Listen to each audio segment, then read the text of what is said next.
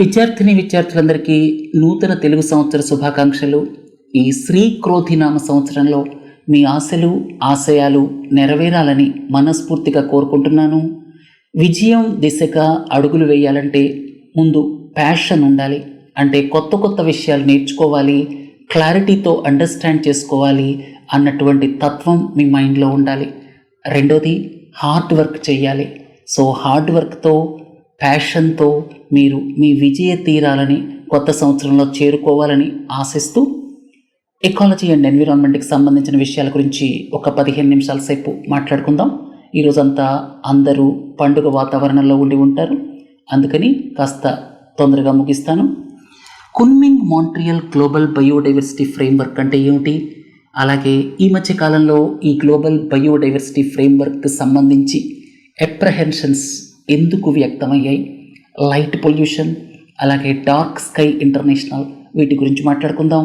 తర్వాత food waste index report గురించి, state of global climate report గురించి మీకు 2-3 పాయింట్స్ ఎక్స్ప్లెయిన్ చేస్తాను. తర్వాత ఏరోసోల్స్ గురించి, ఫైటో ప్లాంక్టన్ గురించి, హార్మ్ఫుల్ ఆల్గల్ బ్లూమ్స్ గురించి 3-4 నిమిషాల సేపు మాట్లాడతాను. సరే, మొదటి విషయం Kunming Montreal global biodiversity framework. మీ అందరికీ తెలుసు, బయోలాజికల్ డైవర్సిటీ కన్వెన్షన్ గురించి, యుఎన్ కన్వెన్షన్ ఆన్ బయోలాజికల్ డైవర్సిటీకి సంబంధించి కాన్ఫరెన్స్ ఆఫ్ ద పార్టీస్ 2022వ సంవత్సరం డిసెంబర్లో జరిగినప్పుడు ఈ global biodiversity framework Kunming Montreal GBF అంటారు. సో దీన్ని అడాప్ట్ చేసుకోవాలి అన్నటువంటి నిర్ణయానికి వచ్చారు. దీని వెనకాల ఉన్నటువంటి ఒక ముఖ్యమైన పాయింట్ చెప్తాను. అదేంటంటే ప్రొటెక్టెడ్ ఏరియాస్, అంటే టెరెస్ట్రియల్ ఏరియాస్ కావచ్చు, అంటే ల్యాండ్ ఏరియాస్ కావచ్చు, ఇన్లాండ్ వాటర్ ఏరియాస్ కావచ్చు, లేక్స్ రివర్స్ లాంటివి కావచ్చు, అలాగే ఓషన్ సీస్ కావచ్చు. ఏదైనా సరే 30% ఏరియాస్లో ప్రొటెక్షన్ ఉండాలి. బయోడైవర్సిటీ కావచ్చు, అలాగే వైల్డ్ లైఫ్ కావచ్చు, మెరైన్ లైఫ్ కావచ్చు, వీటిని ప్రొటెక్ట్ చేయడానికి అట్లీస్ట్ 30% ఏరియాస్లో మనం ప్రొటెక్షన్ తీసుకోవాలి. ఇప్పుడున్న ప్రొటెక్షన్ ఎంతంటే ప్రపంచవ్యాప్తంగా 16% అన్నమాట. అర్థమైంది కదా? సో ఇది ప్రముఖమైనది ఈ కున్మింగ్ మాంట్రియల్ గ్లోబల్ బయోడైవర్సిటీ ఫ్రేమ్వర్క్కి సంబంధించి. అంటే ప్రొటెక్టెడ్ ఏరియాస్ 30% దాకా వెళ్ళాలి. సరే, దీంతో పాటు మీరు 2023వ సంవత్సరంలో మన దేశానికి సంబంధించి వచ్చినటువంటి ఫారెస్ట్ కన్జర్వేషన్ అమెండ్మెంట్ యాక్ట్ని గుర్తుకు తెచ్చుకోండి. అక్కడ ఫారెస్ట్ ఏరియాస్లో జూ పార్కులు ఎస్టాబ్లిష్ చేయొచ్చు, ఇకో టూరిజం ఫెసిలిటీస్ ఎస్టాబ్లిష్ చేయొచ్చు, ఇట్లా టైగర్ సఫారీస్ ఎస్టాబ్లిష్ చేయొచ్చు. ఇలాంటి ఫెసిలిటీస్ ఫారెస్ట్ ఏరియాస్లో అలౌ చేస్తున్నారు. తర్వాత ఇక్కడేమో 30% ప్రొటెక్టెడ్ ఏరియాస్ అంటున్నారు. సో వీటి వల్ల ఏమవుతుంది, అక్కడ నివసిస్తున్నటువంటి ఇండిజినస్ పీపుల్ ఎవరైతే ఉన్నారో, వందలాది సంవత్సరాల నుంచి వాళ్ళు నివసిస్తున్నారు, వాళ్ళ లైవ్లీహుడ్స్ కావచ్చు, లేకపోతే వాళ్ళని ఎవిక్ట్ చేయటం అనేటువంటి విషయాన్ని గురించి కావచ్చు, చాలా అప్రహెన్షన్స్ ఉన్నాయన్నమాట. అంటే ఈ గ్లోబల్ బయోడైవర్సిటీ ఫ్రేమ్వర్క్ 30% ప్రొటెక్టెడ్ ఏరియాస్కి సంబంధించి, అలాగే ఫారెస్ట్ కన్జర్వేషన్ అమెండ్మెంట్ యాక్ట్ 2023కి సంబంధించి మనం కలిపి చూసినప్పుడు చాలా చాలా భయాందోళనలు వ్యక్తం అవుతున్నాయన్నమాట. ఇండిజినస్ పీపుల్ యొక్క లైవ్లీహుడ్స్, అలాగే వాళ్ళ లైఫ్స్ గురించి, ఫ్యూచర్లో వాళ్ళని అక్కడ ఉంచుతారా లేకపోతే వాళ్ళని అక్కడ నుంచి ఎవిక్ట్ చేస్తారా అనేటువంటి విషయాల గురించి. అసలు దీని గురించి మనం ఎందుకు మాట్లాడుకుంటున్నామంటే, అరిజోనా స్టేట్ యూనివర్సిటీలో ఈ మధ్య ఒక సదస్సు జరిగింది. సదస్సు జరిగినప్పుడు అక్కడ వక్తలు చాలా అప్రహెన్షన్స్ రైజ్ చేశారనమాట. ఈ రెండింటిని కలిపి చూసినప్పుడు సరే, అప్రహెన్షన్స్ ఏమేమి రైజ్ చేశారు మన దేశానికి సంబంధించి. ఉదాహరణకి ఇక్కడ చూడండి, ఇండియన్ నేషనల్ పార్క్స్ మీరు చూస్తే మొత్తం 106లో 89 ఇండిజినస్ పీపుల్ అంటే ట్రైబల్స్ నివసించే ప్రాంతాల్లోనే ఉన్నాయి. తర్వాత కుంభల్కర్ వైల్డ్ లైఫ్ శాంక్చురీ, ఇది రాజస్థాన్లో ఉంది. దీన్ని టైగర్ రిజర్వ్గా కన్వర్ట్ చేయాలి అన్నటువంటి ప్రపోజల్ ఉందన్నమాట. ఈ సందర్భంగా 162 ట్రైబల్ విలేజెస్ ఎఫెక్ట్ అవుతాయి. అలాగే అస్సాంకి సంబంధించి బరక్ భూపన్ వైల్డ్ లైఫ్ శాంక్చురీ, దీనికి సంబంధించి కూడా ఖాసీస్ దింసాస్ ఎఫెక్ట్ అవుతారు. దీంతో పాటుగా నవరదేహి శాంక్చురీని ఎక్స్పాండ్ చేయాలి అని మధ్యప్రదేశ్లో నిర్ణయం తీసుకున్నారు. దీని సందర్భంగా కూడా కొంతమంది ఇండిజినస్ పీపుల్ ఎఫెక్ట్ అవ్వచ్చు. సో ఇండిజినస్ పీపుల్ ఎఫెక్ట్ అయ్యే దాని గురించి వచ్చినటువంటి వార్తే ఇదనమాట. అర్థమైంది కదా? తరువాత లైట్ పొల్యూషన్తో వచ్చినటువంటి సమస్యలు ఏమిటి? అసలు లైట్ పొల్యూషన్ అంటే ఏమిటి? మనం వేరు కార్యక్రమాల కోసం లైట్లు వాడతాం. ఒక క్రికెట్ మ్యాచ్ ఉందనుకోండి, డే నైట్ మ్యాచ్ ఉందనుకోండి, అప్పుడు విపరీతంగా కాంతి అవసరమవుతుంది. ఇదంతా కూడా ఎన్విరాన్మెంట్లోకి స్పిల్ ఓవర్ అయిపోతుంది. దాంతో ఇబ్బంది ఏంటంటే మేజర్గా నాక్టర్నల్ యానిమల్స్ అంటాం, అంటే అవి రాత్రిపూట యాక్టివ్గా ఉంటాయన్నమాట. సో నాక్టర్నల్ యానిమల్స్ యొక్క లైఫ్ సైకిల్ ఎఫెక్ట్ అవుతుంది. అంతేకాకుండా మైగ్రేటరీ బర్డ్స్ ఎక్కడైనా విపరీతమైన లైట్ కనిపించింది అనుకోండి, అవి వేరే ప్రాంతాలకు వెళ్ళిపోవచ్చు అనమాట. అంటే వాటి యొక్క గమనం ఏదైతే ఉందో అవి రకరకాల వాటిని బేస్ చేసుకొని అవి ఒక చోటు నుంచి ఒక చోటుకి మైగ్రేట్ అయిపోతూ ఉంటాయి. ఆర్టిఫిషియల్ లైట్ బాగా ఎక్కువగా ఉందనుకోండి, అప్పుడు వాటి గమనం మారిపోతుందన్నమాట. ఇలాంటి చాలా ప్రాబ్లమ్స్ ఉన్నాయి.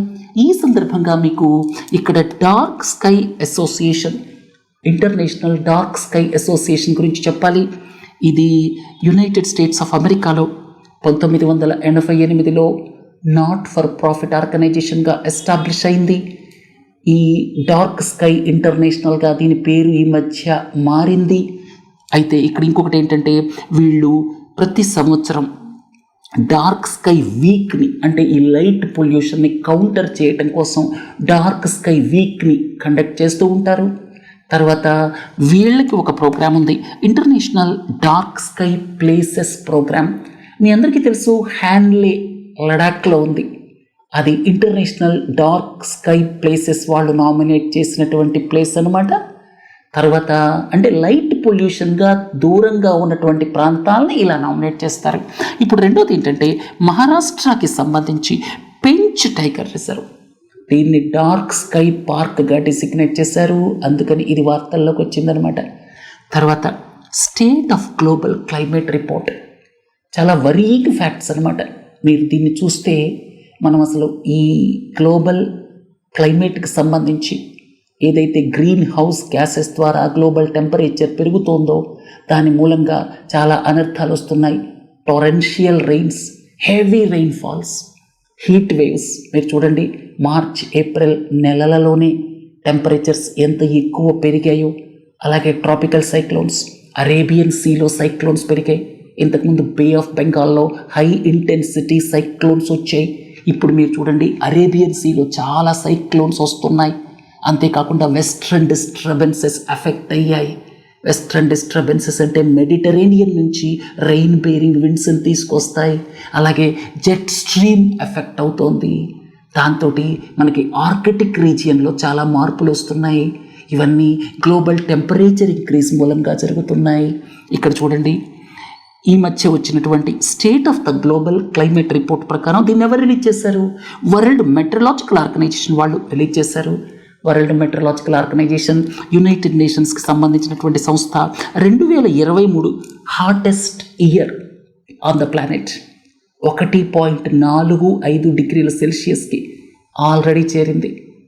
1.5 డిగ్రీల సెల్సియస్ కదా మనకి temperature increase goal Paris climate pact ప్రకారం. ఇక తప్పనిసరి అయితే 2 దాకా వెళ్ళాలి.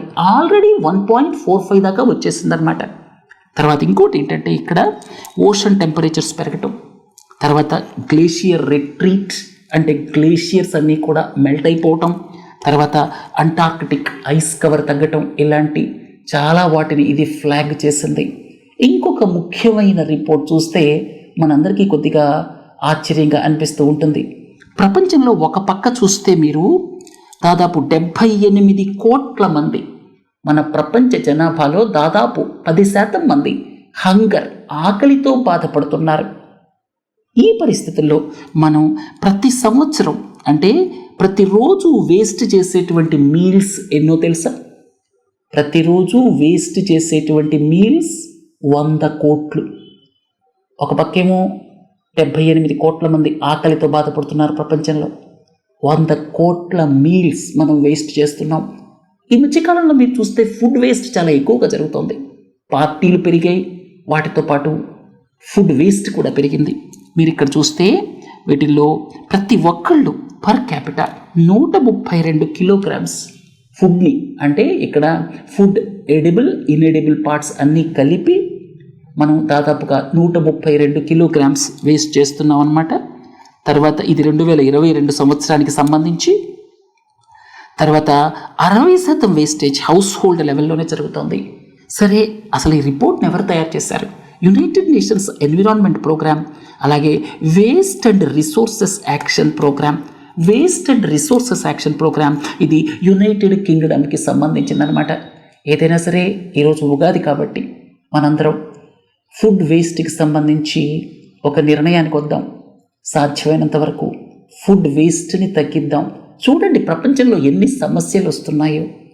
ఇక్కడ చూడండి, మీరు చూస్తే ఐస్ కవర్ తగ్గిపోవటం, వర్షాలు, హీట్ వేవ్స్, ఇవన్నీ బాగా ఎక్స్ట్రీమిటీస్కి వెళ్ళిపోవటం చూస్తున్నాం. రెండో పక్క 78 కోట్ల మందికి ఆకలితో బాధపడుతుంటే దాదాపు 100 కోట్ల మీల్స్ మనం ప్రతిరోజు వేస్ట్ చేస్తున్నాం. 68% వేస్టేజ్. ఇది మనకి హౌస్ హోల్డ్ లెవెల్లో 60% జరుగుతోంది. 68 కాదు, 60% జరుగుతోంది. తర్వాత ఫుడ్ సర్వీసెస్ 28%. తర్వాత ఇంకోటి ఏంటంటే ఫుడ్ వేస్ట్ మూలంగా గ్రీన్ హౌస్ గ్యాస్ ఎమిషన్స్ మనకి 8 to 10% అనమాట. మీకు ఇంతకుముందు చెప్పాను, స్టీల్ సెక్టర్ ఏదైతే ఉందో దాని మూలంగా 8% గ్రీన్ హౌస్ గ్యాస్ ఎమిషన్స్ అవుతున్నాయి. ఇప్పుడు ఫుడ్ వేస్ట్ మూలంగా 8 to 10% ఈ గ్రీన్ హౌస్ గ్యాసెస్ రిలీజ్ అవుతున్నాయి. చాలా న్యాచురల్ రిసోర్సెస్ అవసరం కదా ఫుడ్ తయారు చేయడానికి. తర్వాత ఏరోజోల్స్, ఇవి మైక్రోస్కోపిక్ పార్టికల్స్, లిక్విడ్ కావచ్చు, సాలిడ్ పార్టికల్స్ కావచ్చు, ఇవి సస్పెండ్ అయి ఉంటాయన్నమాట ఎయిర్లో. లిక్విడ్ పార్టికల్స్ కావచ్చు, సాలిడ్ పార్టికల్స్ కావచ్చు, ఎయిర్లో సస్పెండ్ అయి ఉంటాయి. తర్వాత మనకి నార్మల్గా వీటిని పొల్యూటెంట్స్గా కన్సిడర్ చేస్తాం. తర్వాత రెండోది ఏంటంటే ఇక్కడ సైజ్ విషయానికి వస్తే 10 నానోమీటర్. నానోమీటర్ అంటే 10⁻⁹ మీటర్ అనమాట.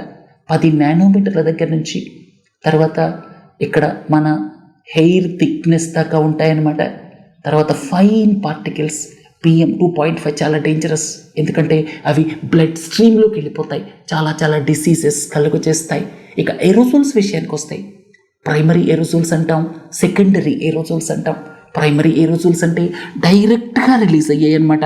ఉదాహరణకి mineral dust, road dust, construction dust, smoke, volcanic ash. ఒక వల్కెనో ఎరప్ట్ అయినప్పుడు యాష్ రిలీజ్ అవుతుంది. ఇవన్నీ కూడా ప్రైమరీ ఏరోజోల్స్. సెకండరీ ఏరోజోల్స్ అంటే ఏమిటి? మీ అందరికీ తెలుసు, ఒక coal based thermal power plant ఉన్నప్పుడు అక్కడ సల్ఫర్ డైఆక్సైడ్ ఎమిషన్స్ ఉంటాయి. అవి వేరు రియాక్షన్స్ ద్వారా సల్ఫేట్ పార్టికల్స్గా రూపాంతరం చెందుతాయి. వాటిని సెకండరీ ఏరోజోల్స్ అంటారు. ఏరోజోల్స్ మూలంగా చాలా ఇబ్బందులు ఉన్నాయి, ముఖ్యంగా హెల్త్, హ్యూమన్ హెల్త్. తర్వాత ఏరోజోల్స్ అలాగే వీటికి మన క్లౌడ్స్కి మధ్య ఉండేటువంటి ఇంటరాక్షన్ ఎలా ఉంటుంది అనే దాని మీద పరిశోధనలు జరుగుతున్నాయి. ఏరోజోల్ వర్క్ లోడ్ ఎక్కువ ఉందనుకోండి వాతావరణంలో, అప్పుడు మనకి కూలింగ్ ఎఫెక్ట్ ఉంటుంది. ఇట్లా ఏరోజోల్స్ ఇంటరాక్ట్ విత్ మెనీ ప్రాసెసెస్ అనమాట. ఫైటోప్లాంక్టన్ అనేటువంటి పదాన్ని మనం తరచుగా వింటూ ఉంటాం. తర్వాత ఇంకొకటి, దీనికంటే ముందు మనకు అసలు 2 రకాల ఆల్గే ఏమిటి వాటర్ బాడీస్.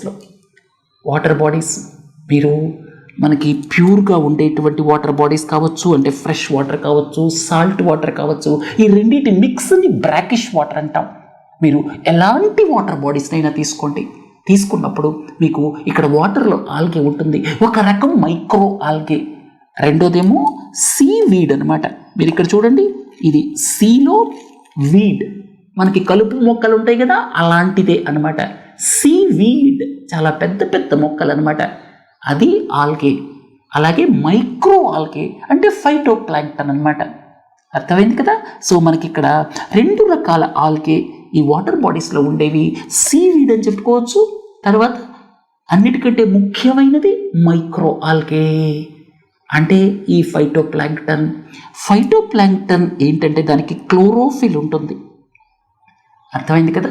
అది పైన తేలుతూ ఉంటుంది, దాంతో సూర్యకాంతి వస్తుంది, దాంతో ఫోటోసింథసిస్ జరుగుతుంది, ఓన్ ఫుడ్ని తయారు చేసుకుంటుంది.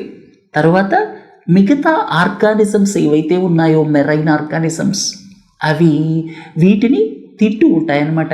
మిగతా మెరైన్ ఆర్గానిజమ్స్ అంటే జూ ప్లాంక్టన్ కావచ్చు, అలాగే ఇతరితర మెరైన్ క్రియేచర్స్ కావచ్చు, అవన్నీ వీటిని తింటూ ఉంటాయన్నమాట.